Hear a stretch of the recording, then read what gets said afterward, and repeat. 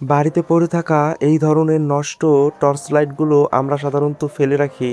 এগুলোর প্রধান সমস্যা হলো ভেতরে অ্যাসিড ব্যাটারি, যা খুব দ্রুত নষ্ট হয়ে যায়। আজকের ভিডিওতে আমি দেখাবো কিভাবে এই লাইটের এলইডি এবং সুইচ ঠিক রেখে শুধু ব্যাটারি বদলে এটাকে আগের চেয়েও শক্তিশালী করা যায়।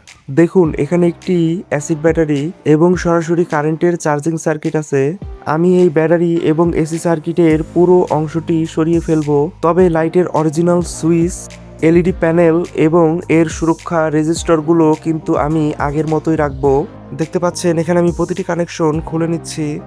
অ্যাসিড ব্যাটারিটি বাদ দিয়ে আমরা এখানে ব্যবহার করব লিথিয়াম আয়ন ব্যাটারি এবং একটি TP4056 চার্জিং মডিউল।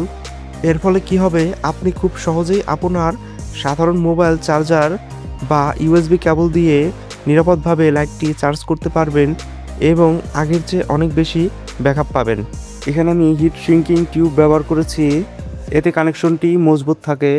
লাইটটি অনেক দিন বাড়িতে পড়েছিল, এর জন্য আমি সুইচে একটু পোড়া মোবাইল দিয়ে নিচ্ছি, এতে সুইচটি আবার নতুনের মতো কাজ করবে। আপনারা যে কোনো সুইচে পোড়া মোবাইল দিয়ে দেখতে পারেন, এতে ভালো হওয়ার সম্ভাবনা থাকে অনেকটাই, যদি সুইচের তার কোথাও ছিঁড়া না থাকে। এখন কানেকশন দেখার পালা। স্ক্রিনে দেওয়া এই ডায়াগ্রামটি লক্ষ্য করুন। এখানে আমি ইউএসবি চার্জিং মডিউলের সাথে ব্যাটারি এবং লাইটের পুরনো সুইচের কানেকশন দিয়েছি। যেহেতু এলইডি এবং রেজিস্টর আগেরটাই আছে, তাই লাইটটি নষ্ট হওয়ার ভয় নেই। সোল্ডারিং করার সময় পজিটিভ এবং নেগেটিভ কানেকশনগুলো ডায়াগ্রাম অনুযায়ী খুব সাবধানে দেখে নেবেন, ভুল হলে নষ্ট হতে পারে চার্জিং মডিউলটি। এই সুইচটি যখন মিডল পয়েন্টে থাকে তখন অফ অবস্থায় থাকে, যখন সামনের দিকে দেওয়া হয় তখন সামনের লাইটটি জ্বলে উঠবে, আর যখন পিছন দিকে দেওয়া হবে তখন পিছনের লাইটটি জ্বলে উঠবে। এবার দেখুন, মোবাইল চার্জার লাগানোর সাথে সাথে মডিউলটি লাল বাতি জ্বলছে, ফুল চার্জ হওয়ার সাথে সাথে নীল বাতি জ্বলে উঠবে। এখন আমাদের লাইটটি পুরোপুরি নিরাপদ এবং ইউএসবি চার্জেবল। দেখুন লাইটটি এখন কত উজ্জ্বল আলো দিচ্ছে। এভাবে আপনারাও পুরনো নষ্ট লাইটগুলো মেরামত করে নিতে পারেন। এখন কিন্তু আসল কাজ বাকি রয়ে গেছে। এই লাইটটি যেহেতু অন্য ব্যাটারি, অন্য চার্জিং সিস্টেম অনুযায়ী ক্যাচিংটি তৈরি করা, এর জন্য আমাদেরকে কিছুটা মডিফিকেশন করতে হবে।